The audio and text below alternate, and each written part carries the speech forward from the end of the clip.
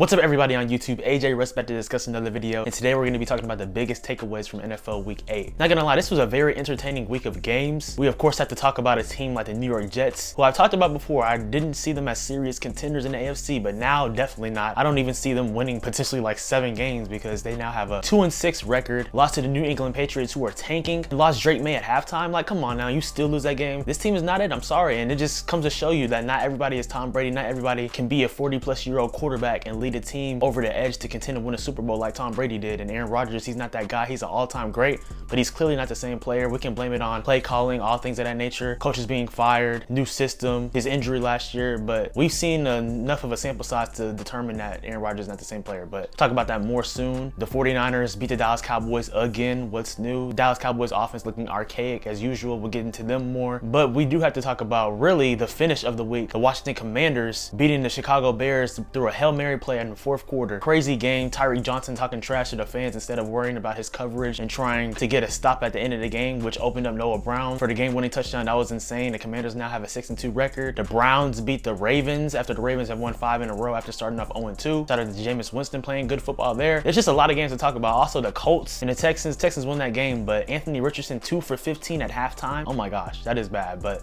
we're gonna get into every single game individually. Like I say every single week, there's so many unique and intriguing storylines to take from every single game that takes place. So with that being said, guys, make sure you hit the like button and subscribe and turn on post notifications. Follow me on Instagram and Twitter or X, whatever you want to call it, at Swaggy Russ, and also on TikTok at Swaggy Russ02 for cooking videos, shorts, reels, more content, things of that nature. That being said, let's talk about NFL Week 8. First game we of course have to talk about is the matchup between the Los Angeles Rams and the Minnesota Vikings, and the Los Angeles Rams won that game 30-20. The Rams played a great game offensively and defensively, and it helped offensively getting back your number 1 and number 2 wide receivers in Puka Nacua and Cooper Kupp. The rapport that they have with Matthew Stafford is great and apparent, and we saw that. Matthew Stafford threw for 4 passing touchdowns, only 1 interception, completed 25 out of his 34 passing attempts for 279 passing yards. Nacua had 7 receptions for 106 receiving yards. Cooper Kupp had 51 receiving yards and a touchdown. Kyren Williams had a receiving touchdown, 97 rushing yards for Kyren Williams as well too. Just a really good game offensively, and we see that the Rams, when healthy, they can certainly contend in the NFC. We saw that last year as they made the playoffs as a wild card with a 10-7 record, and it's just a reminder, as long as they stay healthy, that they can hoop and they can compete. And Sean McVay is one of the best coaches in the league still, even with a diminished offensive line. As long as Nacua and Cooper Kupp are out there and they still have Kyren Williams, Matthew Stafford still playing at a high level, they can still find ways to win. And for the Vikings, they lost their 2nd game in a row after starting off 5-0. They now are 5-2. Everyone's going to talk about that face mask at the end of the game, which should have been called. There's no doubt about that. That was bad. The ref was right there in the end zone and didn't call it, and ended up being called a safety, ultimately ending the game. But I'm not even sure that even if it was called, that they would have made a game-winning play. Like I just said, the Rams played well on both sides of the football. Defensively, players like Jared Verse playing well. It was just a good game from them. Justin Jefferson, he certainly had a game. He had 8 receptions for 115 receiving yards. And Sam Darnold didn't play bad. He completed 18 out of his 25 passing attempts, had 240 passing yards and 2 touchdowns. I just think that the Vikings are in their adversity stage right now. I talk about it a lot in my videos, that every single team in the NFL has a period where they face adversity, and right now is the Vikings after starting out 5-0. But I still think that they'll make the playoffs for sure, but they might not win a division now. And that's crazy to say after starting out 5-0, because we saw the Lions beat them in week 7 and they're rolling, which we'll talk about them in a few. But yeah, it's a good win for the Rams, and we'll see how things go for both of these teams throughout the year. Both of these teams now have opposite records, the Green Bay Packers and the Jacksonville Jaguars, and the Packers won with a game-winning field goal over Jacksonville, winning 30-27. The Packers are now 6-2 and the Jaguars are now 2-6. Prayers for Christian Kirk for the Jacksonville Jaguars, whose season looks to be over. Broke his collarbone, that sucks. But the Jaguars season has just been going down really since the beginning. They had a good win against New England in week 7, but this team is just not living up to expectations at all, especially after how they fell off last year after being 8-3 and having a losing streak and ended up missing the playoffs. And that's really just carried into this year. Trevor Lawrence, he also didn't have a bad game in this game though. He completed 21 out of his 32 passing attempts, had 308 passing yards, 2 touchdowns and 1 interception. Rookie Brian Thomas Jr. continues to be one of the best rookies in the league. The wideout had 3 receptions for 60 receiving yards and a touchdown, but they weren't able to stop the Green Bay Packers offense. Josh Jacobs had a game. He had 25 carries for 127 rushing yards and 2 touchdowns. Jordan Love ended up leaving the game early with a leg injury, but they were still able to have success with Malik Willis in, when we saw that in a few games that Jordan Love missed earlier in the year. Malik Willis also had a passing touchdown, and the Packers did enough to put themselves in position to win a game-winning field goal. So it's not really too much to be said. The Packers, they still have hopes of a deep postseason success and potentially even to try to overtake the Detroit Lions in the NFC North to try to win their division, but only time will tell with that. And for the Jaguars, their season is getting away from them, and I wonder if they're having conversations about potentially getting rid of Doug Peterson as head coach, because I don't know. It's a hard thing there because you have Trevor Lawrence, you just extended him, and my thing is, when you have a quarterback and want him to be successful, constantly starting over with new coaches, it's tough too. And Doug Peterson has won a Super Bowl, but you're judged on what you're doing now lately, and right now they have a 2-6 record. But it's a good dub for the Cheeseheads in Green Bay. The first thing I want to say about this game is I'm glad Tua Tagovailoa is back. I talked about it in previous videos and other recaps. It was for him to make the decision, not anyone to make the decision if he should come back to football or if he should retire, and I'm glad he came back. And yes, the Dolphins lost this game, but they looked way improved, obviously, with the limited quarterback play that they had in the previous 5 to 6 games. And Tua, he had a pretty good game. I mean, he completed 28 of his 38 passing attempts, had 234 passing yards and a touchdown. They were able to recreate some success and resemblance of their offense. Tyreek Hill had 72 receiving yards with 6 receptions. Devon Achane had 10 carries for 97 rushing yards, and also Achane had a receiving touchdown and 50 receiving yards, and Raheem Mostert had 2 touchdowns. It was a better game for them, for the Dolphins, and they put themselves in position to win. But the Cardinals, they've won their second game in a row. I think it's been like 32 starts for Kyler Murray or something like that, some stat I saw, since he had won 2 games in a row. You could correct me on that, but he won this week against the Dolphins and won in week 7 against the Chargers. And Kyler had a good game, completed 26 out of his 36 passing attempts, had 307 passing yards and 2 touchdowns. James Conner, one of the most underrated backs in the league, had 53 rushing yards and a touchdown. Trey McBride, one of the most underrated tight ends in the league, in my opinion, on tight ends day, and 9 receptions for 124 receiving yards. And Marvin Harrison Jr. has 6 receptions for 111 receiving yards and a touchdown. So the Cardinals, they're putting themselves in position to try to win the NFC West, especially with the Seahawks losing and the 49ers going into their bye week. They got a dub, but they're still 4-4, and the Cardinals are 4-4 as well too. So these teams are in the thick of it, and like I talked about earlier with the Rams too, they're still trying to compete. As long as they're healthy, they're a threat too. So the Cardinals, they look good, man. And the Dolphins, they now have a 2-5 record. They have Tua back, so that's a good sign, but it's time to get stuff going now, because if you continue to lose games, you're going to continue to lose playoff hopes. Like the same team in their division that I mentioned in the intro, the New York Jets, who are 2-6 now. So Tua is back. It's time for the Miami to get things going, or their season could get bleak as well. But the Cardinals, they're looking good. Speaking of the Jets, yes, they lost to the New England Patriots 25-22. Both of these teams now have 2-6 records in the AFC East, and like I said, it's looking like the Jets season is done. Obviously, we have a lot more of the season to go, but it's just looking bleak. And we had so many high expectations for the Jets, and they continue to show that they're not that good of a team. And yeah, they traded for Devontae Adams, but for what? And I can go through the stats. Aaron Rodgers had 233 passing yards, 2 touchdowns. Brees Hall 80 rushing yards. Braylon Allen a touchdown. Garrett Wilson had a good game, 5 receptions for 113 receiving yards, but it wasn't enough. Conklin had a touchdown. It wasn't enough. The Patriots, they lost Drake May in the second quarter due to a head injury, praying that he's okay. But Jacoby Brissett came in, was prepared, and played a good game for the Patriots. Completed 15 out of his 24 passing attempts at 132 passing yards. Ramondre Stevenson had 48 rushing yards and 2 touchdowns. Drake May had a rushing touchdown in the game too before he left. This is a game that the Jets were supposed to win easily, and they beat the Patriots easily earlier in the year on Thursday Night Football. Well, this was the opposite tale. And like I said, not everyone can be a 40-plus-year-old quarterback and play at a high level. And it's not easy to do. And I'm not saying it is, but we just have to stop putting Aaron Rodgers into this conversation. He hasn't won a Super Bowl in almost 14 years. That is a long time, guys. When he won a Super Bowl, I was 8, and I'm 22 now. So that says a lot. He's a 4-time MVP. His legacy was great in Green Bay, but clearly in the New York Jets uniform, this team's not that good. It's just being honest. And the real question should be, should they blow things up? I know they just traded for Devontae Adams, but this could basically just be like a 1-year deal for him, and he could try to go somewhere else, because how are we going to come to the same conclusion that they'll be a better team next year? This team was playing better, honestly, with Zach Wilson and other quarterback play last year, and now the offense just continues to look archaic, limited, and uncreative. And that's how teams are able to predict where they're going with the ball. Same with Aaron Rodgers. He's had some turnover issues, not in this game, but in previous games, and that's why they have a 5-game losing streak right now. So there's not too much to talk about. The Patriots, it's a good win for them. Hopefully Drake May is gonna be okay, but man, if you're a Jets fan, I'm sorry, because they are looking like the same old Jets. Also, I'll give you another crazy stat about this Jets game. The Jets scored 20+ points, committed no turnovers, and held the Patriots to under 250 yards of offense. Since 1940, teams were 756-0 with those type of numbers, but the Jets still lost to the Patriots 25-22. I'm seeing this from Bleacher Report, and that's really the Jets season in a nutshell. Now, this game had a shocking outcome. The Cleveland Browns beat the Baltimore Ravens 29-24. Of course, with Deshaun Watson being out for the season now with a torn Achilles, Jameis Winston stepped in to start, and he played a really good game. Completed 27 out of his 41 passing attempts, had 334 passing yards and 3 touchdowns. I don't even think Deshaun Watson had one game with 300 yards, but that's saying a lot. Jameis Winston, we know that he's talented as a quarterback, but in Tampa Bay, he used to be so streaky. So at times, you know how dangerous it would be putting him to start at the quarterback position, because he would put the ball in harm's way so much. But under Kevin Stefanski, they had a good game plan, and they were able to play efficient football in the game against the Ravens. Nick Chubb had 52 rushing yards, continuing to ease his way back into playing football, his second game back. Cedric Tillman for the Browns had 99 receiving yards on 7 receptions and 2 touchdowns. David Njoku had a touchdown and 61 receiving yards and 5 receptions on National Tight Ends Day. Yeah, the Browns, it's a good win for them. 2-6 record. quicker now. Seems like they have some rejuvenated energy, and I know Jameis Winston hasn't been the most successful quarterback, but if there's not one thing, he is definitely a really good leader. So I'm glad for this opportunity for him. Who knows how he continues to play throughout this season, if they can somewhat, not necessarily turn their season around all the way, but have a run kind of similar to like how the Chicago Bears did, where they had a little winning streak and winning some games and end up having like a 7-10 record or something like that, or an 8-9 record for the Browns. I think you could potentially try to see keeping Jameis Winston there. I'm not saying to not draft a quarterback because you probably need to, but having him there because he's a good locker room presence for sure. But for the Ravens, they've won 5 in a row after starting off 0-2. I'm not really too mad at this. They had a good dominant win for the most part against the Tampa Bay Buccaneers the week before. Not the best game for Derrick Henry. He had 73 rushing yards and a touchdown on 11 carries. Lamar didn't play bad. He completed 23 out of his 38 passing attempts for 289 passing yards and 2 touchdowns. They had opportunities to win the game. Rashad Bateman dropping a wide open pass from Lamar Jackson didn't help, but you have games like this at times when you lose to a team that you shouldn't have. So it's stuff like that, but I think that they'll certainly bounce back in their next game. Not too many things to say from that, but they'll play against the Broncos, which they do have a good defense, but I think the Ravens will be fine. But it's a good win for the Browns. Honestly, I can make the argument that the Browns needed this win more than the Ravens did, so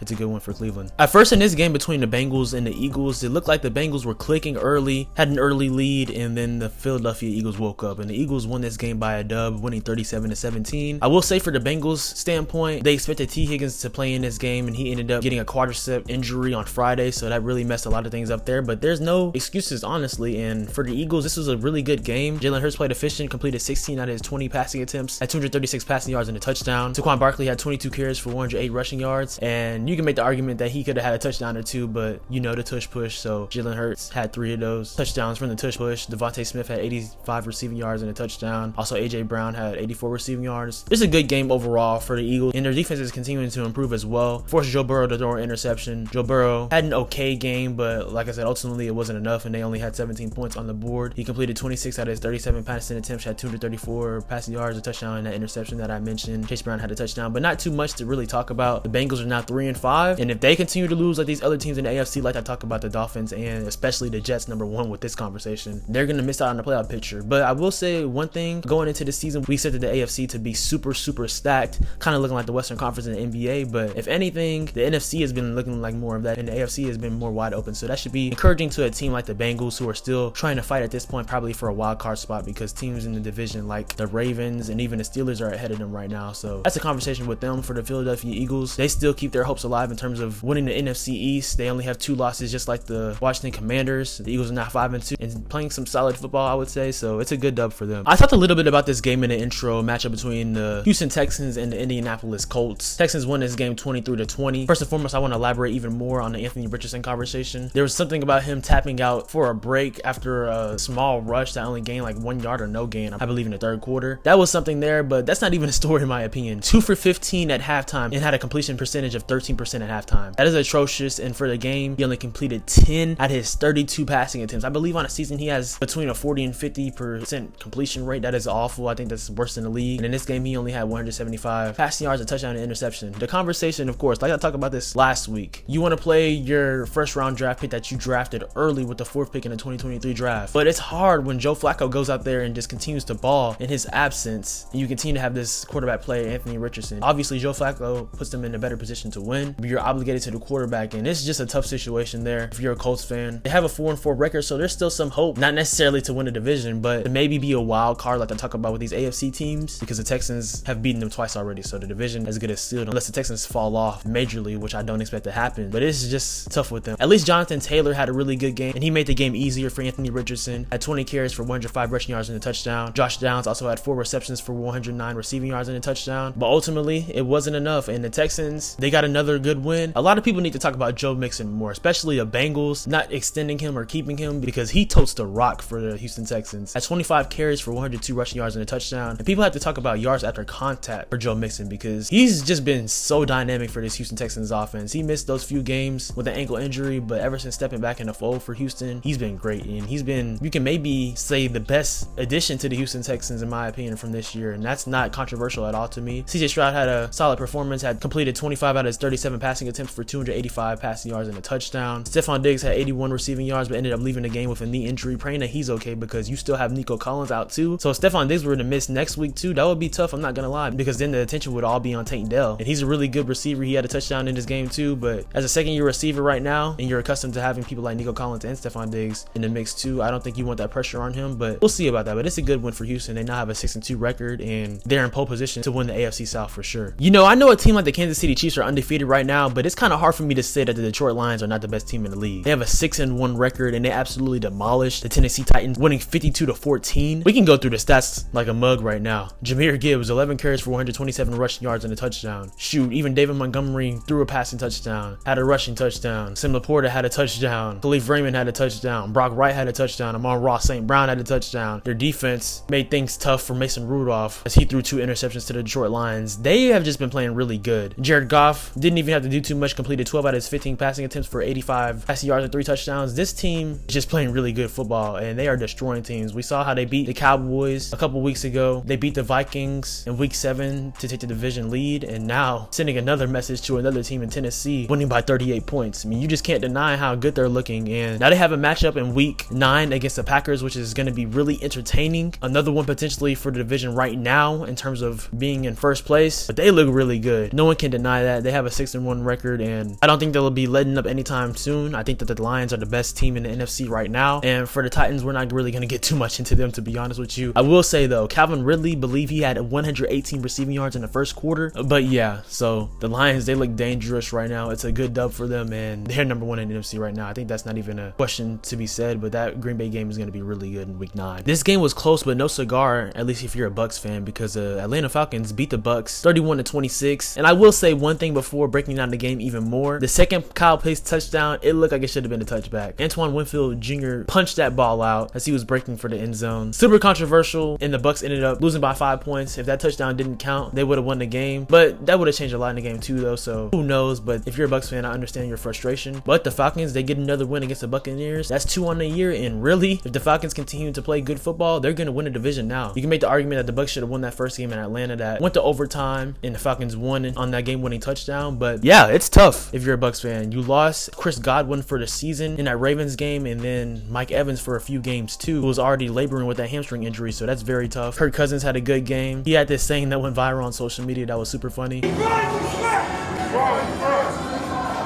no cap. We fight no cap. We walk in your trap, take over your trap. We walk in your trap, take over your trap. We grind the strap. We grind the strap. We fight no cap. We fight no cap. We walk in your trap, take over your trap. We walk in your trap, take over your trap. We walk in your trap, take over your trap. We walk in your trap, take over your trap. So yeah, Kirk Cousins has definitely adopted that ATL nature. Had 276 passing yards, threw for 4 touchdowns, completed 23 out of 29 passing attempts, super efficient. I talked about Kyle Pitts a little bit earlier, had 4 receptions for 91 receiving yards and those 2 touchdowns. Darnell Mooney had 5 receptions for 92 receiving yards and a touchdown. Drake London didn't really do too much, but he didn't have to as they still won the game. And it's a good one for Atlanta, but for the Bucs, they are now 4-4, basically like being at 0-0. What can you do now? It's gonna be tough though, because they play against the Chiefs in week 9 on Monday Night Football, then they play against the 49ers in week 10, have an easier game in week 11 against the Giants, and then against the Panthers in the following week. But if you're the Bucs, it sucks right now, and you can't wait to get Mike Evans back at least to try to recreate some of that success you had offensively. I mean, Baker Mayfield has been too much of a gunslinger in these past couple of weeks, really in these past 3 weeks, because we saw it against the Saints too, but they ended up putting up 51 points that game, so it wasn't that detrimental. But against the Ravens, you can make the argument that that gave the Ravens momentum after those interceptions to really get them to win the game, and in this game it wasn't too much different. I mean, Baker, he completed 37 out of his 50 passing attempts and had 330 passing yards and 3 touchdowns, but he also threw 2 interceptions. So it's just tough. I'm hoping they can get things together, especially because that's my dad's team. Shout out to the Titan Cade Otton though. On Titans Day, he had 81 receiving yards on 9 receptions for 2 touchdowns. But yeah, the Falcons, they have put themselves in the lead to win the NFC South so far, how things are currently going. And for the Bucs, they're going to continue to fight to try to make a wild card spot and just make the playoffs by any means necessary, but it's a tough loss against one of your divisional rivals. It's tough if you're a New Orleans Saints fan right now. They have lost their 6th game in a row as they lost to the Los Angeles Chargers 26-8. The Saints now have a 2-6 record. The Chargers are now 4-3, and I'm not surprised at all. Spencer Rattler, he isn't a bad quarterback, but he's a rookie, and I believe he was a 3rd or 4th round draft pick, so wasn't expected to start by any means necessary. But of course, with Derek Carr getting injured in that Chiefs game, the opportunity has come, and they're just a limited football team right now. I think certainly if there's one thing we can take away from this Saints season so far, that Dennis Allen will most likely be relieved of his duties as head coach at some point, maybe not during the season, maybe after the season, but I can see that. that. I could be wrong, but I don't think so. It's a cool thing that Alvin Kamara got a contract extension with the Saints, but they're not contenders right now, especially how this roster is currently constructed. Chris Olave, he had a good game, had 8 receptions for 107 receiving yards, but there's just not a lot of good things to take away from this team. They weren't able to score a touchdown. The Chargers really just out-physicaled them offensively and defensively for the whole game. Justin Herbert completed 20 out of his 32 passing attempts, had 279 passing yards and 2 touchdowns. J.K. Dobbins had 57 rushing yards and a touchdown. Shoot, even Justin Herbert had 49 rushing yards too. Lat McConkey, a rookie, had a really good game, 6 receptions for 111 receiving yards and 2 touchdowns. They just had a really good game. It's a good one for the Chargers, especially under Jim Harbaugh. A lot of people didn't expect a lot from the Chargers team, and in terms of,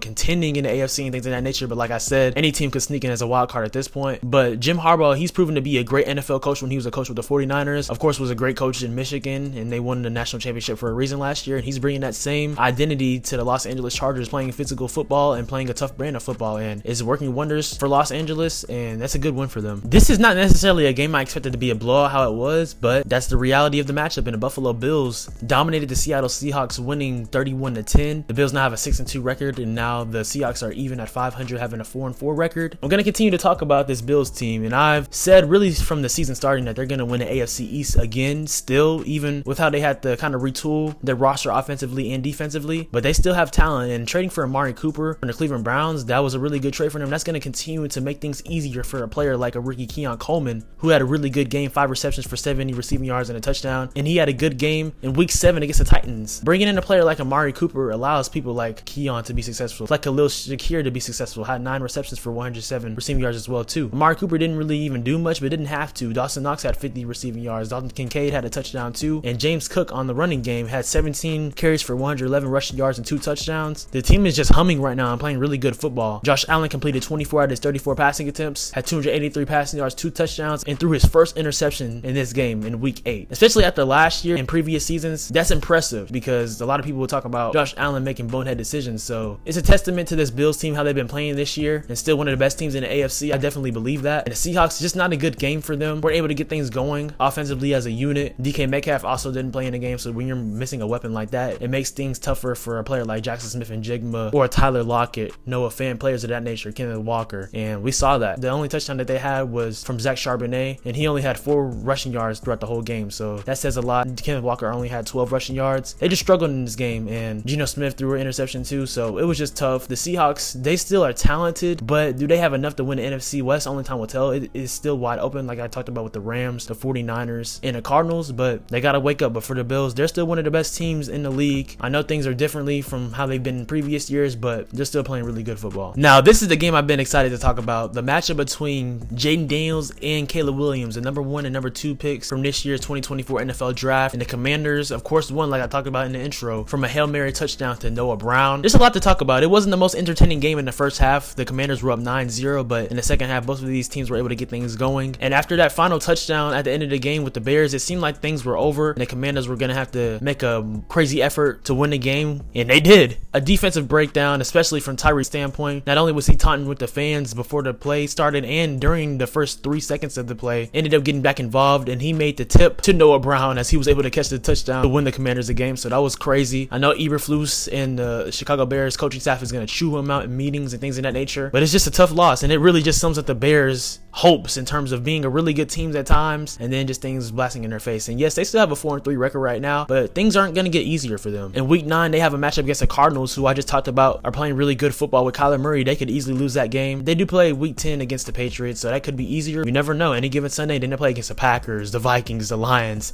It's going to get tough for the Bears, so we're going to certainly see where they're at in the next 5 games for sure, and see if they have any playoff hopes left. And I talked about it. Caleb Williams played better in the second half, but not an efficient game at all. Only completed 10 out of his 24 passing attempts for 131 passing yards. He did have 41 rushing yards, so that was impressive. DeAndre Swift was able to make things easier for the offense as he had 18 carries for 129 rushing yards and a touchdown. But the offense wasn't able to do enough, and the Commanders, they did enough to win. Jaden Daniels had an overall really good game, completed 21 out of his 38 passing attempts for 326 passing yards and a touchdown. Also had 52 rushing yards. And even before the Hail Mary play, you can make the argument that the Chicago Bears doomed themselves, allowing Terry McLaurin to have like a 13-yard reception to put them in better position to throw the Hail Mary, because there was no way really Jaden Daniels was going to throw a 75-yard Hail Mary from where they were before. So just that one reception before the play took place, that put them in great position to win the game. So it's just kind of malpractice for the Bears. Terry McLaurin had had 5 receptions for 125 receiving yards. Of course, Noah Brown had that touchdown and had 73 receiving yards, and Zach Ertz had 77 receiving yards. So it's a good win for Washington. Dan Quinn, the whole new ownership group has really helped revitalize, change the energy in Washington. But I believe the number one person and player that has changed the culture for the Washington Commanders is Jaden Daniels, because when you have a guy at quarterback, especially as a rookie, how he's been playing, easily rookie of the year right now offensively, you give yourself a chance, and they're still number one in NFC East for a reason. So it's a good win for Washington. Now, this game is one of the better rivalries in the NFL. The Kansas City Chiefs won against the Las Vegas Raiders, winning 27-20. And the Chiefs, like I briefly talked about earlier, they're the only undefeated team in the league right now, being 7-0. But I will say the Raiders, they always play them tough. And the last team that beat the Chiefs, ironically, was the Las Vegas Raiders on Christmas last season. So that's a wild stat. They're still undefeated this year and still doing enough to win. This has not been Patrick Mahomes' best year so far at all, but they're still undefeated. So that's saying a lot. I think it's not going to mean a lot coming into the postseason, because that's when Mahomes is really going to wake up. And in this game, he didn't play bad. He completed 27 out of his 38 passing attempts, had 262 passing yards and 2 touchdowns and an interception. He has had an interception in every single game this year, but it still hasn't hurt them, and their defense plays really well. In my opinion, I think they're the best team in the league at stopping the run. That might not be statistically right, but they should be at one of the top in the league in terms of stopping the run, but they constantly do that. You saw that when the Las Vegas Raiders got that interception from Mahomes, were in position to score a touchdown to make things even closer, and on 3 straight plays they ran the ball. They weren't able to create nothing, and then they got into the grill of Gardner Minshew and stopped them from scoring a touchdown. It's just a testament to Steve Spagnuolo, how he does with this defense. It's just crazy how Kansas City is playing defensively, and they also picked up DeAndre Hopkins last week, making that trade too. That's gonna help them in the long run. Of course, he was getting acclimated, so he wasn't able to get too involved. Only had 29 receiving yards and 2 receptions, but the team is still the only undefeated team in the league right now. Travis Kelce had 10 receptions for 90 receiving yards and a touchdown. Xavier Worthy had a touchdown. Kareem Hunt also had a rushing touchdown too. So they still look good right now. And for the Raiders, we already know what it is with them. I'm not gonna lie though, Gardner Minshew didn't have a bad game. He completed 24 out of his 30 passing attempts for 209 passing yards and 2 touchdowns. Running game was for sure non-existent. Alexander Madison had 14 carries for 15 rushing yards. Like I said, Kansas City stops the run. So yeah, Brock Bowers had 58 receiving yards. Wasn't the best game for him, but he has been one of the best tight ends this year, even as a rookie. Jacoby Myers had a receiving touchdown too, up to the number 2 pick and things of that nature. It's a good one for Kansas City. With players like Adam Thielen and Deontay Johnson playing in this game, I already knew what time it was for the Panthers against the Broncos in this matchup. And if you think about it, it's a rematch of Super Bowl 50 that took place between the Broncos and the Panthers when the Broncos won that. But anyways, not even close to teams of that nature. But the Broncos got this win, winning 28-14. The Broncos are now 5-3. Not gonna lie, they have overachieved my expectations for them this season, and this is a testament to their defense and the coaching of Sean Payton and how Bo Nix has played as a rookie this year. Bo Nix completed 28 out of his 37 passing attempts, had 284 passing yards and 3 touchdowns. A really good game. Courtland Sutton had 8 receptions for 100 receiving yards after not really being involved in that game against the Saints. That's a good game for him. And then Adam Trotman had 4 receptions for 85 receiving yards and a touchdown. They just looked really good in this game, but a lot of people look good against the Panthers as they fall to a 1-7 record. And I mentioned Deontay Johnson and Adam Thielen not playing because Bryce Young started this game. That really handicapped them there in terms of not having adequate weapons to throw to. And prayers for Andy Dalton too, because him and his family were involved in the car accident, so he didn't play in this game. But Bryce Young, in terms of completion percentage, it wasn't bad. He completed 24 out of his 37 passing attempts for 224 passing yards, 2 touchdowns, but 2 interceptions as well too, which helped the Broncos, and the Broncos won again 28-14. They've been playing really good football this year, like I talked about with Bo Nix, so it's a good dub for them. It's just ugly if you're a Panthers fan right now. Sorry, Steph Curry. Go Panthers. Good luck with that. Oh man. And now the Sunday night football between my favorite team, the Dallas Cowboys, and the San Francisco 49ers. And the 49ers beat the Cowboys again, winning 30-24. Who's surprised by this? And the frustrating thing about it for me as a Cowboys fan is that they're winning at halftime 10-6, playing solid football, especially defensively. Offensively, they were okay in the first half. Of course, they had the touchdown too from Zeke Elliott, but then in the second half, reality sank in. The 49ers opened the half with a touchdown drive. For me, I'm just tired of these same mistakes. First of all, the offense is super archaic. Everyone knows that. Have little motion. Everyone knows how one-dimensional that you are because you don't have a running game in terms of the Dallas Cowboys. Missing out on 12 potential free agent running backs that they could have signed, and we need to stop talking about Derrick Henry. He's not on the team. He's on the Ravens now, so let's stop talking about that. They don't have a good running game. Rico Dowdle not playing because he's sick, I guess. I don't know. That doesn't make any sense. And Ezekiel Elliott continuing to play as much as he does. I don't know if Jerry Jones thinks it's still 2016, but it's 2024, buddy, and he's not the same player. I'm glad they finally brought up Dalvin Cook, but that really didn't pay any dividends because because he only had 6 carries on the game for 12 rushing yards, and he didn't play that much because, like I said, they think it's 2016 and want to continue to play Zeke. But it's frustrating. But I haven't even talked about Dak Prescott yet. Oh my gosh, dude. Why are you forcing all these throws into double coverage when nothing is there? Throw the ball away. Do something. It's just so frustrating. And I hate to talk about Dak Prescott in this light because he's a great person off the field and how he is. And he's a good quarterback, but he's a quarterback that you have to have so many weapons around to win. He's not going to be a guy that'll take the team on your back to win when it matters most. We've seen that in the playoffs, and we see it constantly against the San Francisco 49ers. I don't know what it's about with this matchup, but they just continue to lose, man. And he completed 25 out of his 38 passing attempts for 243 passing yards, those 2 interceptions and 2 touchdowns. I mean, we can continue to talk about it. They always want to come back at the end and try to come back at the end. And really, the Cowboys, they had a chance to have a potential game-winning drive at the end too, but like I said, archaic offense being predictable, ending up going 4 and out, which led the 49ers to just be able to run the clock off and win the game in the fourth quarter, winning 30-24. It's just frustrating. I will say though, the best thing about this team is CeeDee Lamb and Brandon Aubrey. CeeDee Lamb had 13 receptions for 146 receiving yards and 2 touchdowns. If there's any consolation, having CeeDee Lamb on my fantasy team helped me win, so that's a good thing there. But it's just frustrating, man. And then you have people like Trayvon Diggs who want to whine to reporters, calling him out on Twitter. Took from that?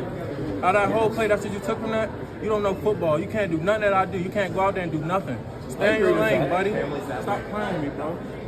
Just asking a question, Trayvon. I mean, I'm happy to have you answer the question. Out of that whole play, that's what you took for that? That's what you got from that whole play, that's what you got from that? I'm asking you. We can talk about it more. Mind you, he still had his pads on in this too, so bro didn't even take his pads off, went to his phone immediately, and then wanted to come out and call out Mike Leslie. Like, come on, bro. No one's doing their job. And it starts with Jerry Jones, man. It's the same thing every single year with him. I'm just tired of him. He just talks. He's so prideful. He won't admit when he's wrong. He's still stuck in his ways, and he's going to continue to be the detriment of the Dallas Cowboys, how they're constructed. So I'm sorry, I had to lash off a little bit as a Cowboys fan. Just breaking down the game, though, we already knew what time it is. It's always a bad matchup for the Cowboys against the 49ers. And shoot, Brock Purdy looked like Lamar Jackson against the Cowboys defense too, because when there was nothing there, he was able to constantly rush for gains. Brock Purdy had 56 rushing yards, and the Cowboys as a team had 56 rushing yards. That tells you a lot right there. Isaac Guerrero, rookie, had 85 rushing yards on 14 carries for a touchdown. George Kittle, on his day, tight ends day that he admitted, had 6 receptions for 128 receiving yards and a touchdown. And Brock Purdy threw for 260 passing yards and a touchdown, completed 18 out of 26 passing attempts. It's just a good win for the 49ers going into their bye week with a record of 4-4. It would have hurt them more if they would have lost this game, because then they would have been 3-5 going into the bye week. So it's a good dub for them. For the Cowboys, they're not 3-4, and it's going to be a tough stretch now. You lose to the 49ers, then you have to play against the 5-3 Falcons next week in Atlanta. Then in week 10, you have to play against the Philadelphia Eagles, one of your biggest rivals who are playing good football right now. Then you have the Houston Texans, basically the Battle of Texas. And I'm not going to lie, I'm from Houston area, and I'm a Cowboys fan. Bro, we cannot lose that game. I'm not going to lie. I don't want to lose any of these games, but that one especially. So we'll see how things go. Then they have the Commanders. So it's going to be a tough stretch. So we're going to learn a lot about Dallas. We continue to learn a lot about them. I don't know, man. It's just frustrating. I need y'all to pray for me, but for real, it is what it is with this team at this point. My expectations were never for them to win a Super Bowl anyway, because they haven't even come close to that in my 22 years of existence on this earth. So it is what it is, but at least make some moves to try to win. But no, Jerry Jones will continue to be the same prideful owner, general manager that he is, and in terms of being a general manager that he shouldn't be. So yeah, but good wins for San Francisco. The last game that took place for NFL Week 8 was a matchup between the Pittsburgh Steelers and the New York Giants, and the Pittsburgh Steelers won the game, winning 26-18. It was a competitive game for the most part. Both defenses showed up for New York and for the Pittsburgh Steelers. Talking about the Steelers defense first, you talk about Highsmith, you talk about TJ Watt, who has of course been a defensive player of the year and is a perennial defensive player of the year candidate. In this game, he had a strip sack and was his 22nd strip sack of his career that led to a fumble, of course, turning over Daniel Jones. This team was just able to play complementary football offensively and defensively, and had an interception at the end of the game that killed a hopeful drive for the New York Giants. And there's a lot of takeaways from both teams. If you're the Giants, you know that you have a good defense, but offensively you're kind of handicapped. And Daniel Jones has solid moments at times, but he's not a quarterback that's going to get you over the edge or put you in the best position to win. That's just a harsh reality of it. Malik Neighbors, he had a solid game, but he also had a lot of drops, so there was a lot to be desired. Had 7 receptions for 71 receiving yards. Darius Slayton had a really good game, had 4 receptions for 108 receiving yards. And Tyron Tracy Jr. had a really dominant game for the New York Giants. Had 20 carries for 145 rushing yards and a long rushing touchdown that he had, so that was encouraging if you're a Giants Giants fan, but what's not encouraging is the record right now, 2-6, down in the dumps again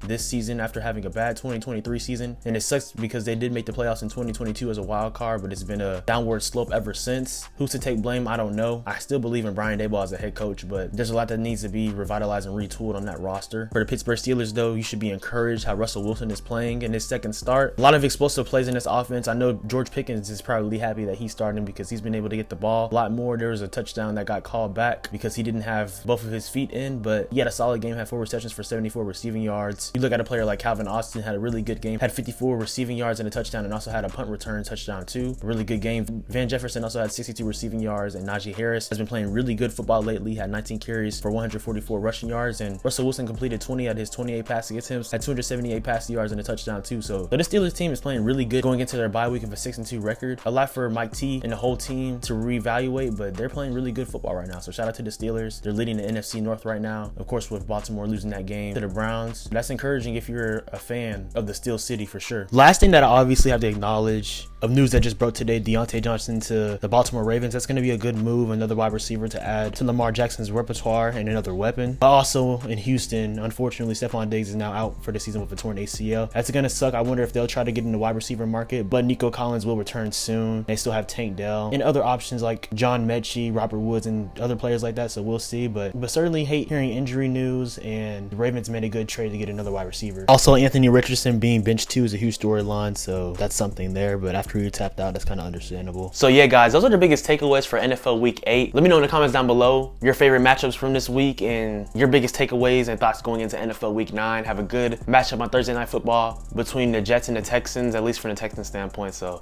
we'll see about that game. But yeah, a lot of good games in Week 8, and y'all let me know what y'all think down below. Appreciate you guys watching. Always make sure to like, comment, subscribe, and turn on post notifications. Follow me on Instagram and Twitter/X at SwaggerUs, and on TikTok at SwaggerUs02 for cooking videos, shorts, reels, more content, things of that nature. More videos always on the way. Know that you matter. You are beautifully and wonderfully made. God loves you. Jesus loves you. Y'all have a good one and be blessed.